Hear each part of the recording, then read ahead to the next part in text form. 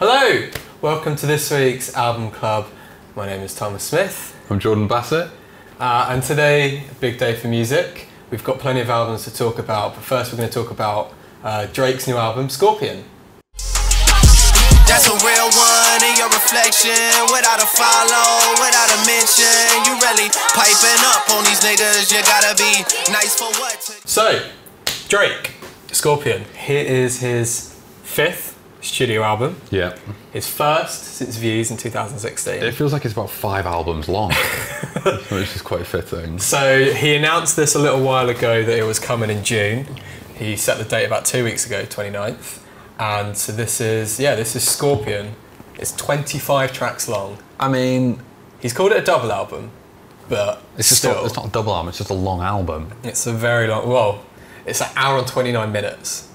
Right. 1 hour and 29 minutes. And we thought Migos was long. Migos was like 22 tracks. Yeah. It feels like they're trying to outdo each other. Unlike Kanye, which is stripping it back to the bare minimum. Yeah, well, I mean, we've banged on time and again about this whole thing of like stuffing albums with as many tracks as possible because then it bumps up your streaming numbers. So we won't bang on about that again. But I mean, it does make it very easy to be cynical about overly long albums, such as Scorpion, doesn't it? Yeah, and it is overly long. I mean, let's firstly go back to, so where do you stand with Drake with his discography so far? I think I'm kind of over it. You're over it? Yeah. We've only just started. No, I'm over Drake, I think. Right, okay. I mean, I liked him a lot. I mean, it was a long time ago now, but I loved Take Care. When did that come out? Like 2011? Yeah, like that was quite a while ago. Yeah. I think that was, oh no, I was going to say that was probably the last great Drake album, but actually, if you're reading this, I mean, that was technically a mixtape, I think. Yeah, because that's the thing, that was great. He's kind of flipping what the album means anyway. So you've got If You're Reading This, which is probably, I think he counts as a mixtape. Then we had Views and like More Life, which is a playlist. Yeah. Which was, I mean, I don't really count More Life. I wasn't thinking of More Life in terms of his like actual studio album discography, but I mean, I suppose. Yeah, well, it feels as much like an album as any other of his works. Yeah. But he's always done this, like Views was about 20 tracks long. I think More Life upped it by about 2 or 3. Yeah. And now here we are with 25, like, the indulgent of us with him is just like, oh, they just want more. It's like, we just want better Drake. So I can't believe he's done this again, to be honest with you, because I think like the general consensus of Views was that it was like not varied enough. It was massively overlong, and like lyrically, like he was just talking about the same old shit. It feels like I can't believe he's done it again. I can't believe he's done it again. Why change it? Like from his perspective, why change it? Hubris of the man, Tom. Who does he think he is? I mean, he's Drake. He's Drake. So this one has probably come at a difficult time for him. So just a kind of end of May, he's had that beef with Pusha T. Sure, yeah. So they traded tracks back and forth, and it kind of finished with Pusha putting out that song, The Story of Adidon, which is allegedly Drake's son that he's never publicly acknowledged. Yes. And the cover picture was Drake in blackface as well. Yeah. So it kind of came out and Drake just had to put a stop to the whole beef because it was just like, this is what happened with the picture. I'm not doing this anymore. Yeah. I've got my own thing to do. And the story of the picture was legit, wasn't it? Yeah, and it was like an anti-racism campaign. But he was, it's him worked on years ago. Yeah, like, but it kind of had him on the back foot because a lot of people didn't see it that way. They saw it as him kind of lying about his son. Not that he has to really tell everyone, but so that's a separate thing. The picture, but so it all kind of, he was kind of on the back foot a little bit. And I think it proved he was ready to reclaim the kind of space. Yes. And I've got a little bit of a note here. This is from the Apple Music biography for Scorpion. And it's kind of, do you remember, I miss the old Kanye kind of vibes. Right. So he supplied this. It's just, about 12 lines. Drake sings too much. Drake is a pop artist.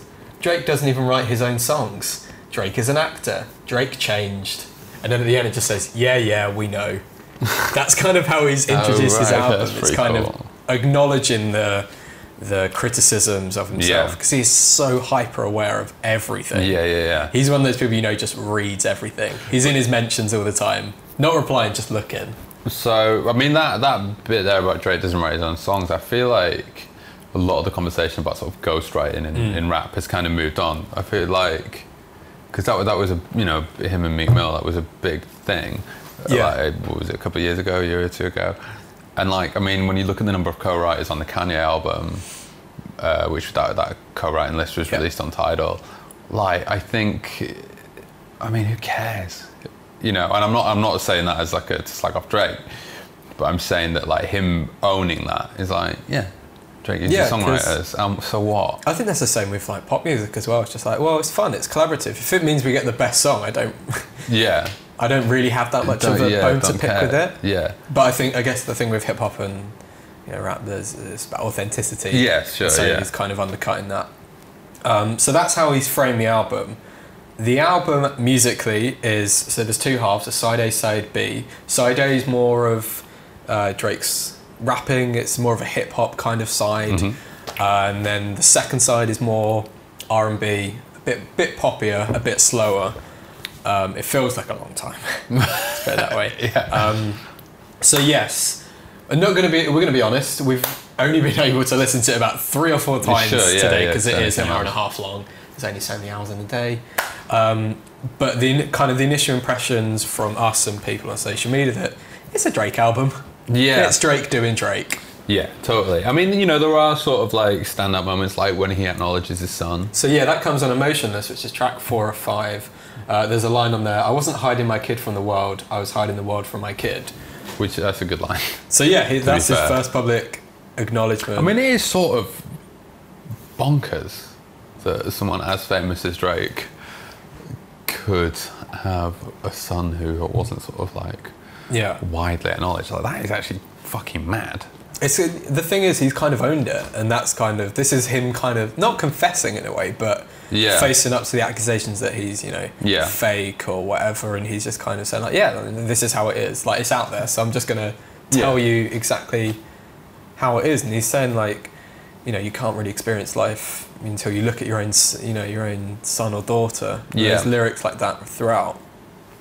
But the thing with like every Drake album, there's always owning the complete conversation. Yeah. So like there are, you know, there's very few albums like Kanye, Beyonce that people pick apart every line. There's something to be pulled out from every song. Yeah. And there's no shortage of talking points on this one. You know, the song Talk Up, he kind of responds to the Pusha beef, or at least seems to. And then there's Jay-Z, which is on that song, and he references Triple X. Yes. Triple X's death as well. So like you can tell it's obviously been working to the last minute. Right, right. So he set himself like a essay date and just still scribbling. But yeah, you know, it's Drake by numbers. It's well, I mean, this is the thing. So like you said, there's a lot of talking points on it, and that's great. And the sense of drama of him like reclaiming his own narrative and addressing all these kind of accusations that his detractors come out with. All of that is exciting and dramatic.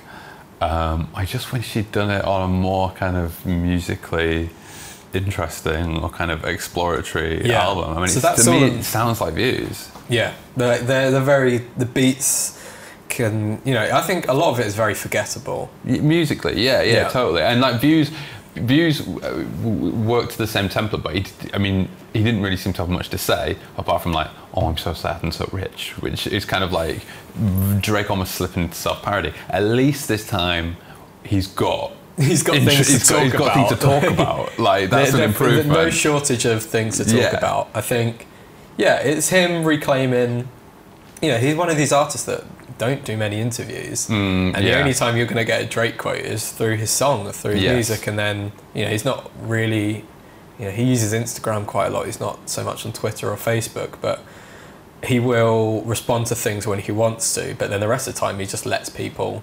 that's sort of like a stroke of genius from people who are like Beyonce and Jay-Z, and to an extent Kanye, although he does, you know, do the occasional interview, more so than the others. But like, artists at that level, but like for them to know that if you release these records, like the Carter's record, that have very like deeply sort of personal lyrics in it, to know that then people are going to go on the internet and like get together and pick them apart. Like I think that's a very, very clever way of using these kind of like this new technology. Yeah, to make people talk about you. They're owning the narrative of the internet. Yeah. You know, because you know, there's a thing to be said about how these albums are more about the event of them coming and the build up, the drop, and then the aftermath. It's true. More so than the music. And you could say the same for the Kanye one. It was like the event of the Wyoming sessions. Yeah. The Carter's was the event of the surprise drop. Yeah. And then we're going to disappear again. Because I mean, the Carter's album, there's nothing sort of wildly inventive going on there. No. Musically, although it's a very good album. It's just, but it's a kind of us picking apart their... The sort of the narratives they've woven. Yes, and so, but there are, you know, one of the biggest talking points that we haven't touched on yet, Michael Jackson's on it. Right, yeah, it was pretty big, yeah. That's pretty big. So they've got a Michael Jackson, it's kind of a duet. Michael Jackson does the chorus on Don't Matter to Me.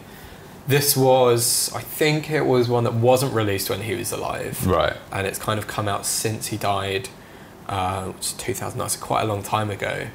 How do you feel about him, Drake, getting MJ on his track? Well, I don't know. I mean, I suppose it's that whole thing of, you know, how do you feel about dusting off, you know, deceased musicians' material? I mean, like, is it ethical? And would they, like, if Michael Jackson wanted the world to hear that record, he probably would have brought it out himself. Yeah. It's very difficult. Yeah, there's been a mixed response. You know, we had a look around some of the Michael Jackson fan accounts, and some are really happy just to hear him again. Yeah, in a different context, but some of, you know, it's the same with Prince. You know, like reappropriating the artist for what seems like monetary gain. Yeah, totally. Because you know, they've just kind of wheeled out, oh, you can have this little bit. Yeah. And then Michael Jackson's, oh, he's dead again now. Like, yeah. It's very, I think it's a very strange, you know, if you're Drake and you're offered the chance, oh, we've got this MJ thing, do you want to use that in one of your songs? Like, you're probably going to say yes. Yeah. But I do think once you do that, it just opens up this can of worms. I mean, here it's not so bad because it's kind of, you know, you could just look at it as a sample. Yeah, it's tasteful. We'll put it there. I'd say it's tasteful. It's not very garish. Yeah.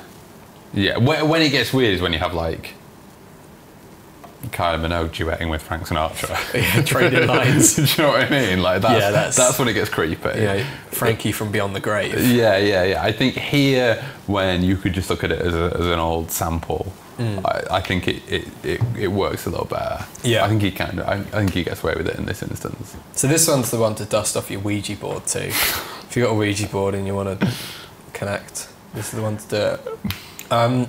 So can we give it a star rating? Is it too soon for this? I feel like maybe a bit too soon. I mean, I think where we stand now, I think correct me if I'm wrong, I feel like we've talked ourselves into a 3. I would settle with a 3. I don't know if I would stick with that in a week. I feel like I might be more disappointed. I actually like the album more now since we started talking than I did before. Okay, all right. But purely because of this sort of narrative that has been woven around it, and that kind of the sense of drama that creates. But I still think, I still think, you know, it's fucking boring musically.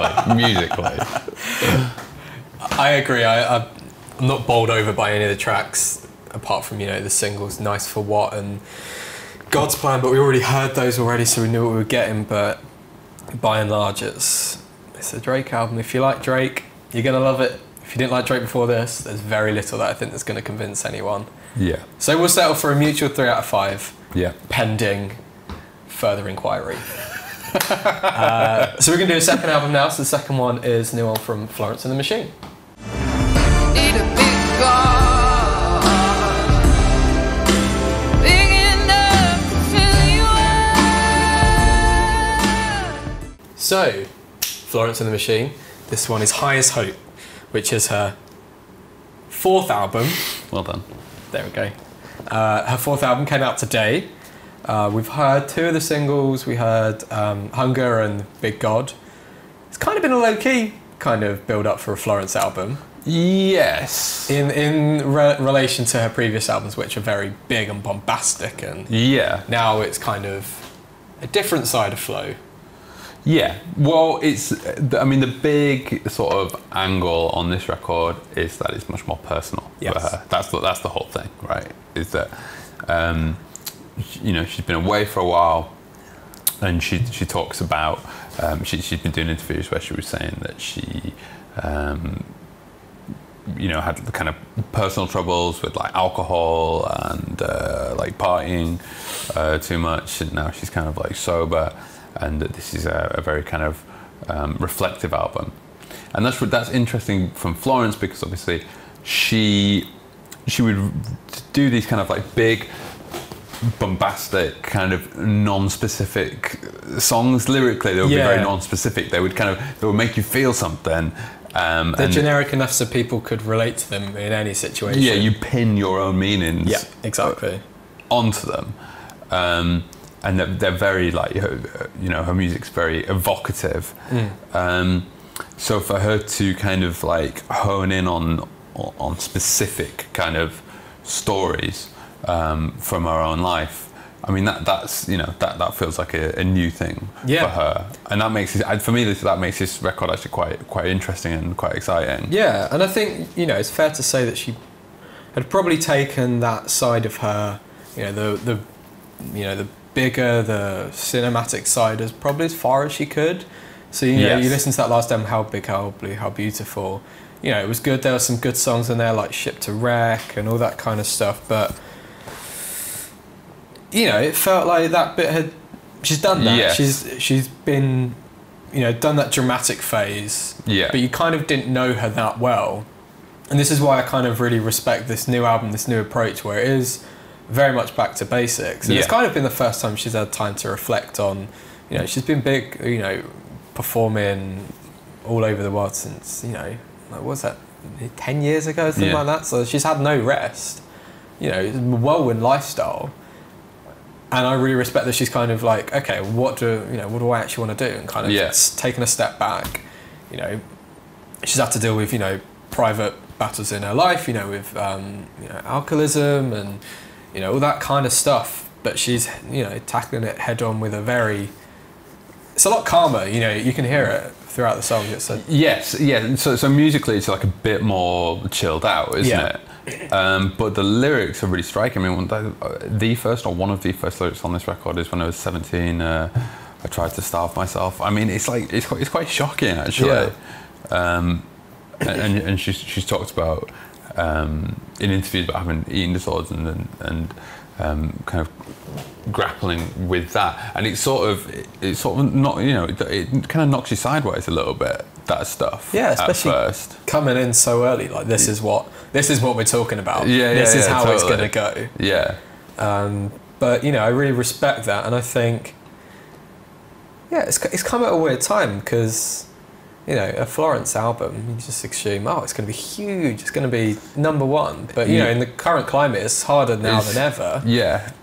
But on the flip side, the charts are bananas at the moment, aren't they? You know, I mean, it's going to be Drake for the next century now, but... yeah. But it feels like she doesn't need to follow anyone's path. I mean, where did that single come in?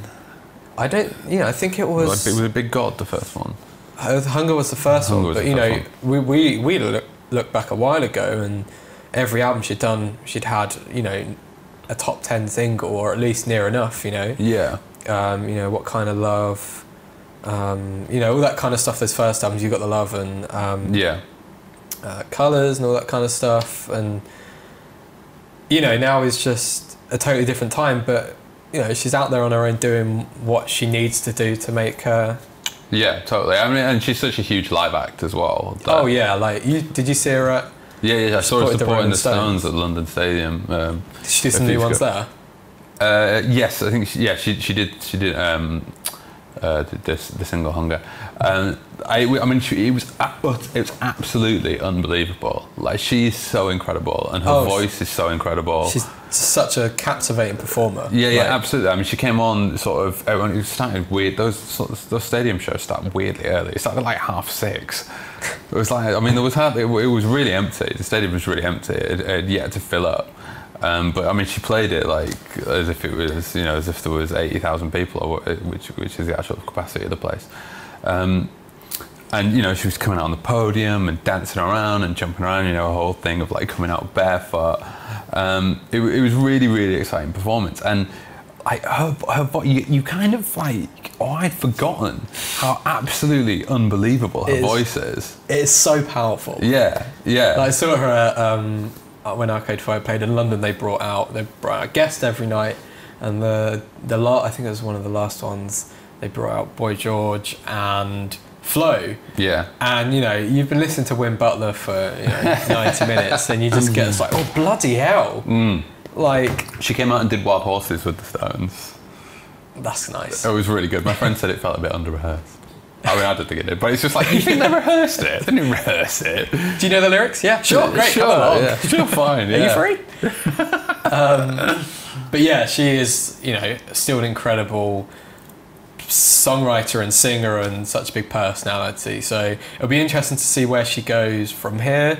Yeah. And how it translate lives. You know, you seem like, it seems like it fits really well into her huge totally. show. Totally. And I think that kind of, you know, this renewed kind of candor that she's brought to this record, I think it will kind of, you know, she's been away for a little while, and I think it will reconnect with people, you know, because it's that whole thing of like, you talk about something that's really specific to you in your life, and rather than alienating other people because they may not necessarily be able to directly relate to those experiences, you recognize the basic humanity in it. You know, you recognize the like where the true place that comes from, and connect with it sort of emotionally. And I think that is what this record does. I think this is like the real kind of like power of this record. Yeah.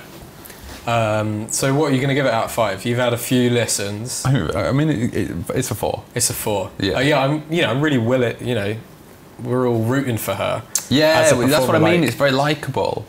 There's a lot of goodwill around her because, you know, she's one of Britain's best singers that we've got, and is still performing. And she's just fucking cool. Like her persona and like her stage presence and her persona, and like, you know, that whole like witchy kind of thing, mystical thing. I'm into it. Yeah, I'm into it. People take the piss out of it, and it's easy to take the piss out of it, but like, you know, it's like we always have this conversation about people say, oh, there are no like proper rock stars and pop stars anymore. It's like, well, that being a proper rock star or a proper pop star is being like slightly ridiculous, like a little bit over the top, you know, having like, if you can take the piss out of someone's persona, then that means that they have enough recognizable traits that makes them stand out, that makes you know exactly who they are.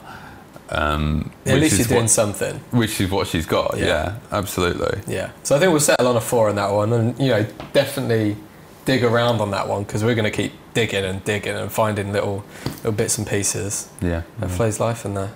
And so we've got one more album. Last one is from our big read stars today, and it's from Gorillaz. I don't want this isolation.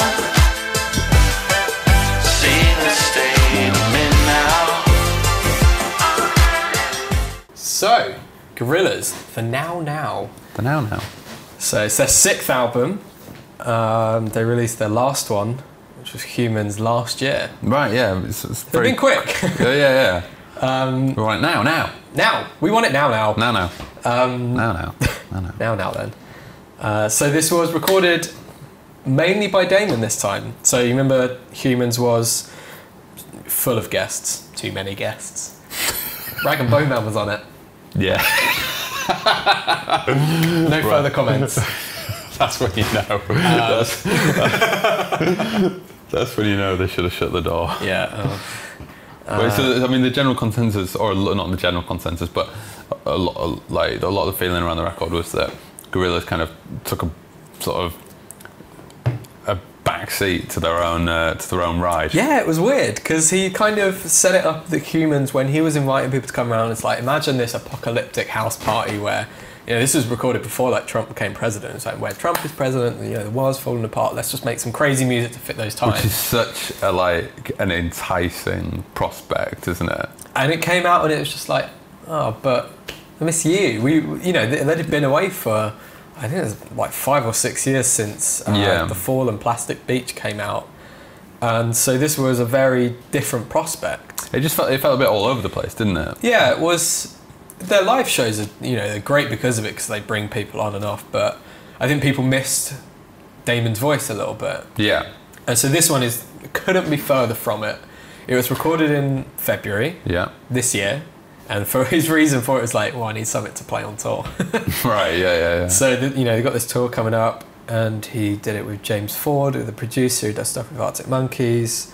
And they just kind of hashed out this 11-track album. It's very short and sweet. It's a sprightly listen. And, you know, there's 3 guests on it. 3 guests. There's Snoop Dogg, obviously. He's always about. George Benson's on it and Jamie Principle are on it. And the rest is just Damon, like, kind of doing it himself. Well, so you think it's a response to the kind of lukewarm reception that Humans received? I don't know if it's more of a response, because I doubt he probably listens to that kind of feedback, but I imagine he kind of, maybe he did Humans and was just like, right, well, I've done that bit. I've done the bit where everyone wants me to jump on and with friends and that kind of stuff. But what do I want to do? Oh, I've got all these songs that we never quite got on. Right, Let's make something of it. Yeah. And, you know, it's a good album. I think it's really good. I'm really pleased with it, because I was quite disappointed by Humans. It's their most fun one they've done in years. Really? It's so fun. You like, think? Humility is like a proper summer bop. It's like... And then you got Lake Zurich as well, Idaho, Hollywood, Kansas. They've been on tour, if you can tell. Right, yeah. He's just checking his passport stamps. Checking where he's checked in on Facebook. But it's a very different response to Humans. And I think people are enjoying it. It's been received a lot better than Humans. Yeah, and I think already. it needed. People love Damon, and they give him a lot of leeway. Yeah. And I think Humans is probably like, okay, but now we want almost to prove himself again. Like, it's amazing how few missteps he's made. Yeah. Over an incredibly prolific, varied career. Like, Blur had very few bad moments. Yeah. You know, his solo album a few years ago was excellent. Yes, it was. Yeah. God, I'd forgotten about that record. Yeah, wasn't that wonderful? That was so good. The song about the little elephant, Mr. Tembo. Fuck, I forgot about all this. Oh my God. There you go. Gorillaz. Let me go back to that. No real missteps there. So this one kind of almost on the back foot, in the sense that, you know, he's got to prove himself again. Yeah. And there's no upcoming Blur stuff coming along by the sounds of it. Yeah. So yeah, you know, he's got to face up and take charge of it. But it's quite interesting because of the narrative in Gorillaz mythology. Do you follow these guys? Yeah, a little bit. So I mean, it's a pretty good story this time around. It's a good one. So you've got 2D, Murdoch, Russell, and Noodle. Those are the cartoon band members who weren't the only members. Do you remember a while ago when they used to play with sheets and just the holograms? Now it's like, they don't really do that anymore. Nah, they don't do that. But so yeah, 2D is basically kind of Damon's alter ego. Has taken charge because Murdoch, who's like the evil, he's the green one. Yeah. He's in prison. He's in Wormwood Scrubs. Damn. Where Pete went. Yeah, he's in there, and so in Gorillaz mythology, what's 2D. He done? Do we know? I don't think we're legally allowed to talk about it yet, Jordan. I don't know. And so 2D's taken charge, which is basically Damon's kind of reassessing where he is. And 2D kind of came to the office. Right, yeah. For this week's big read. Yeah, check it out on enemy.com. There are some photos of him in the office. Having a lark around. I can't believe I was away. I can't believe no one tidied up the office. Before 2D came? Yeah. Yeah. There's a fucking tip in those photos. My little mug with the feet. Little mugman, yeah. Little mugman. If I'd been there, we would have had a little bit of a... But the interview is very funny. It's so funny. We spoke to 2D and we asked him how he's dealing with being the front man again, about the Gallagher brothers. Asked him what he talks about with Snoop Dogg. Snoop Dogg. And he's like, oh, it's just talking about normal things that you talk about with anyone. Like, I tell him about what my favourite sandwich is. Cheese and pineapple. Cheese and pineapple. And he tells me that he could have me killed at any moment. It's good, that That's true. It talks about Brexit. There's loads of great lines in there. It's a really funny interview, so you should definitely check it out on NME.com. But let's round this one up. Where'd you sit on the Now Now? Yeah, I mean, I think it's a lot more kind of cohesive and kind of well realised, and it's a lot sharper than Humans. Yeah, I feel like maybe, like you say, I mean, what the fuck does they own now? But I don't care what people say about the record. But I feel like it's got to be some kind of a response to Humans, even if it's not about like what other people are saying, but at least in the sense like whether or not like you like Humans or felt, you know, the way Tom felt about it. It's like a sprawling, kind of fragmented record with, like you were saying, tons of different guest stars on it. This is like shorter and sharper. There's fewer guests. Like it's just like a fun, in some ways quite silly summer pop record. Yep.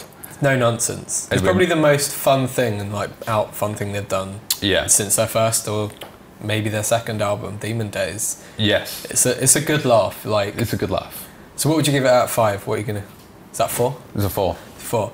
I gave it a 4 in our review, but you know, give me a bit of time. I'm gonna bump that one up to 5 out of 5. All right. I really enjoyed it.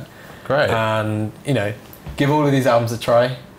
Set aside some time for Drake because be there for a while. You've got a long train journey or something coming up. Know. So we did a 3, a 4, and a 5.